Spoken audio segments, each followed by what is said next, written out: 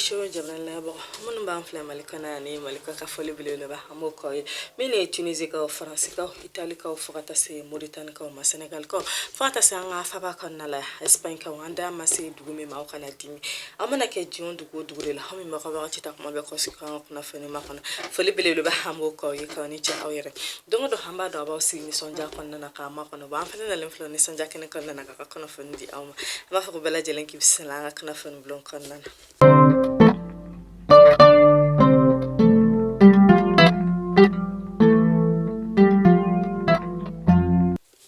taratai utikalo klifla samba fla ani mukan fla kuna fana damna lamba damna ni jamana kono na kuna funude ministry misigilino be kun kan kula nale de Ismail Wage ale la jere kenen kenen ndo ken ni jamana nyama to yi fokata si ba machi wale mo ka je kulumunu be wilo ko sema mo plateforme mo fokata se le mouvement d'inclusivité ma ko lu bela jeli ni fara nyon kanu yere ka la jere be wilo ko ara kon de niveau décisionnel o la jere yere sen fa sayra la ka foku u yere kon bena wale ya gelanta wale amunu bato wala sa ben habsega sabati an ka jamana kono to gamna wale am bato ubeseka kuma nyoko honi ba machi walu beseka kuma nyoko anke gelaya mimbe jamana kono na fura ayra kon beseka soro a gelaya ko la to gamna Ismail Wage hale koni ni sonjara ko sabe ha yera ka fosa ko mama yera de kon chesre no ben kun kan kula an ga jamana kono na kulu yera bela jelin ku menu ko inkeneka jenje kulu mimbe wulu ko Nations Unies hulu ka secrétaire ho to me ko inkeneka fo ta si ministre ma o ka nyama ma bela jelin fene to menu ko inkeneka wiyo foli keren kenen ke kaira ka fosa ko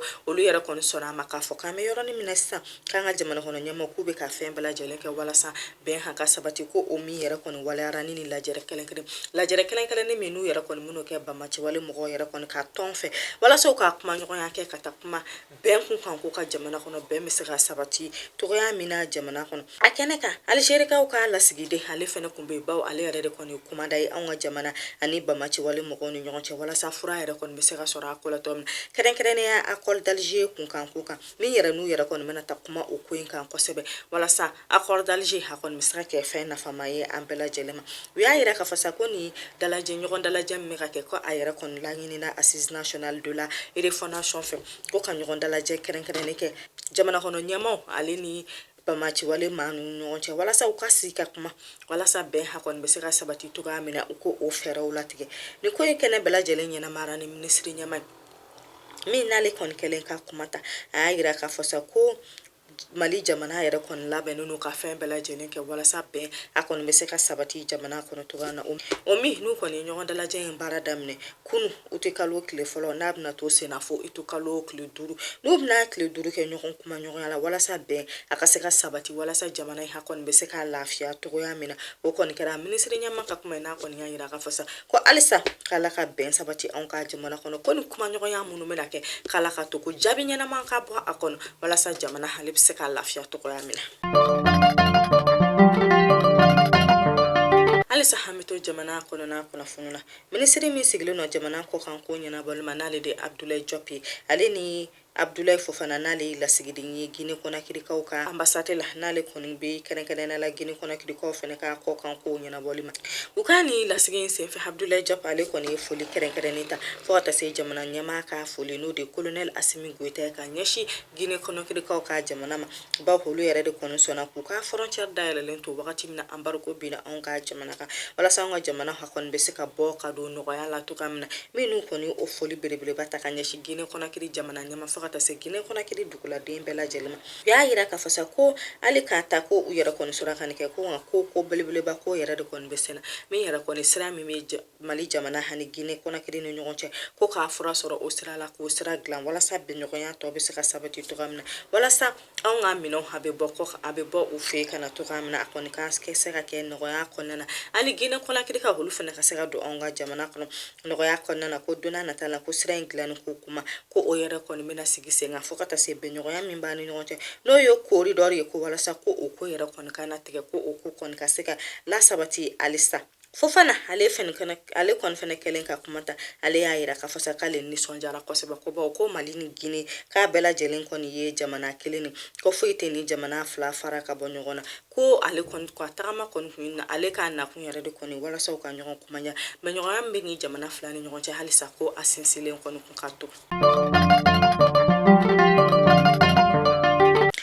Ministry misigila no kalanko kun kan kola na de Madam Sidibe de do Usmani ale fene bora ka bolo no bla sabano ka bolo no bla samina ko ne ayida ka fasa ko nyogon dalaje keren keren ne mina ke no be na wele sa shifina ka dem seni munu yera ko ni chesle no ko sebe wala sa nyana mini fe habse ka kele ka bo jamana ko no to gamna fokata se shifina ka dem seni munu yera ko be nyana mini fenta no yera ko be ta ulu mina ko lu furake ko lu fara ma to kan wala sa be se ka adama de nyana ma ke namba fu ma ko adaptation ko o kena ko mena daile ko mena ke keren keren ala logol de mun yera ko ni chesle no nambu welo ko lu leader ni kele wara fu itulu la kan nyana mini fen kede logol sola ani jamana ko nana ko o fara nyon ka mina ke ulu ni nyon che mi na ko ni ayida ka fasa ko shifina ka demseni fen fe de ba don ka foko e leaderi ko ka foke e de bisika jamana nyemina ko ka fasa ko e de chesre no ko sabe nyana mini fen kalella logol sola fo ka ta se jamana ko na maka o yere ko ni ka ka seben blakata ministry sola o mi yere bara bla jelen ko kan ka nyon utu kalo kile bisaba ani kele ni nyonche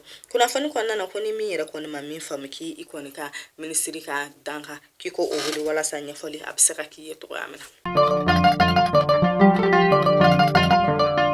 Alisa hameto kalanko kuna funula Lokol metru ka la fasa to mi be wele ko syndicat signataire du 15 octobre olu fene bora ka bulu no place maga minu ye foli keren ta kanya se ministre musigilo no kalanko nyana bolma na le de Madam Sidibe de Usmani ba hayra kon sera ka baragela make ka hayra kon tumbe sancha ma ba on ka jamana kono ko ogol don ka kimeli ka kon kunte ka soro yurku ani sujet chari ko o yara kon mayala ko ngazena kwala ni ministre ka chesiri fem ko lokol don ka kimeli la bon kera e sujet chari ma bala wa yurku ma bala wa ali defu maw yere ko ni ka jabi mi yere ko ni bola ko jabi in bora chenka mamun yere ko ni kalanke ko olu yere de ko ni ko soro ko mamun yere ko ni ma kalanke ko olu ma soro mi yere nu yayi da ka fa ko ministry ko chesle no wala saka jose kura ko di loholuma nga u ko ni anyi ka fosa ko olu yere chaka nyogo mi yere ko yo ko mi yere ko ni ka Kenya ba ko fe ko o ko imanya ko ba ka u chaka nyogo ko olu ku me fe ka ministry ko ka bara gele ya bolo ko mi ko dira fanga tigla mo ma ka ma fanga tigla mo ka wale yake ukla ku kala yini mulaba mi ke ko de kalsa ku yere kon dusuma kasalino ko ba ku utonyo ndo be ko nulu yere kon be keren ne ala duguma kalan so kalan ko alsa ko lu kon ka saro ma di uma me ni nyini ni kaluno ministry fe haki ko flula okula Amedo jamana kono na kuna funula ina fa kuna to nya fa yuto gamna ka fa ko buru firila kulu yara kon to bara bla damna kunu ko fu kon ko mena se bima o kum kono la jamana nya mawlu kon wele bla buru gla no ka sendi kama ku yara kon ka buru gla bara ku ko damna ko mi yara kon nyogon dala jabe ko o kon mena ka uni ministry misiglo no fere ani bayla mali ko kun kan ko la ko obna ka uni nyogon che bido ina nege kanya tan duru wakati wala sa kon kata si ka kuma nyogon yake fura absega soro ka gele ya ko la to ga mina ni jabi mi boru la huyara kon be bokku fo jamana kono do unji okuna fonu be do na yekana ya kuna fonuna ministry misigile no kana ya kun kan kula na de Madam Jemine tu sangare ale kon fena wilila ka tagama damne kana ya so keren lu ni nyoncha nambolu wele ko kana ya so de santé privé jamana ko nana miyere aka boko folo hayi kunda bana ko ni ko fi keren la luka kana ya so keren be wele ko polyclinique des oranges mo mi na ere kontari nyada bana batoka hani kati nyada uka barake to ko ka hanu ka barake mnon ka nyini ka don saka fona so kana ya jeli akon be kadi jamana kono duma o yoro nununa asele ministry hayi yoro nyema fo ko sebe no yesui bo haya gira ka fosa ku yere kon ka so kene so kene ne na ko fembela jelen bubulu wala sa jamana kono dum we se ka kene ya jelen so to gamna wala sa jamana kono dum be se ka lafiya to ya mina ani kene ne ala benka mi yere koni be kene ya so kene ne fokata se amo no yere de koni chake da sigile ma mi yere koni be jamana kono dum de me ko sebe ka dota ka furasa nu na kene ya ta kun kan kula kata kuma o jenyo kan ka wala sa jamana kono dum kon be se ka lafiya o ko la to ga mina ministry bolo nyi hakoni yi kunda pharmacie dambelaka me na taru o fenela no yere kon fene pharmacie keren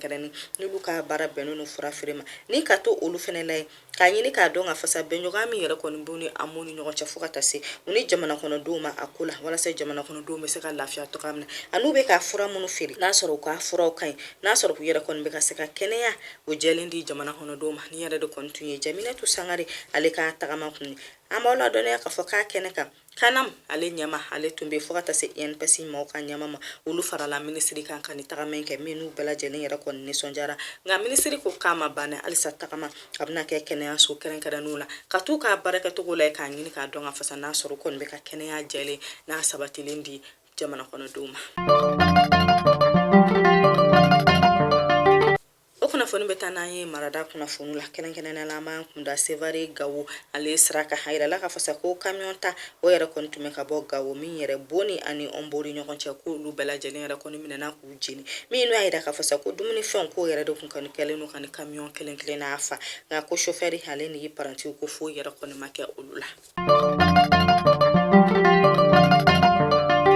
Kunnafoni bɛ donna ye siraba kan kasara kunnafoni la min an bɛ taa Katikaw fɛ mobili fila olu kɔni kari ɲɔgɔn na Katikaw ka sira kan min yɛrɛ de camion ani remorque olu ka kari ɲɔgɔn na senfɛ min yɛrɛ n'a kɔni yirala ka fasa ko maa caman yɛrɛ kɔni banana min yɛrɛ n'u kɔni u cɛ k'u kunda n'u ye l'hôpital so kan. Halisa an bɛ to siraba kan kasara kunnafoni la an bɛ taa kɔ kan n'o de kɛrɛnkɛrɛnnenya la Abijankaw fɛ a yirala ka fasa ko camion dɔ ani minicar k'olu yɛrɛ kun karila ɲɔgɔn na Abijan Abobokaw fɛ min yɛrɛ kɔni kun bɛ k'i kunda ale pe kan u y'a yira ka fɔ k'u ka nin kari ɲɔgɔn na in senfɛ ko a kɔni kɛra kasara ye kosɛbɛ ko maa 21 o de kɔni bɔnɛna a nin na maa 5 o yɛrɛ kɔni banana min n'o yɛrɛ kɔni kɛra nisɔngoya koba ye Abijankaw ka dugu la baw kunnafoniya wɛrɛ bɔra k'a yira ka fɔ ko kunu dɔ in na Abijan dugu kɔnɔ ko siraba kan kasara la ko maa 40 k'o yɛrɛ de kɔni sara kunnafoni kɔnɔna na min na mi dɔw kɛ sa ko ala ka badabada danni nɔgɔya u y'an kɔ kiti min hala ko nɔgɔya na mina taa jɛmina ala ko nɔgɔya ala ka fama ni ɲɔgɔn wɛrɛ ma. Mali kunnafoni show jabal labɔ ni ne bɛ dansigi bi kunnafoni na dala ma basi kana mi ɲɔgɔn sɔrɔ sini kunnafoni wɛrɛ kɛnɛ kan nka ɲɔn'o cɛ sa an b'a fɔ k'ala ka bɛɛ lajɛlen sago di ma ala ka bɛɛ lajɛlen hamina ko nɔgɔya a k'an bɛɛ.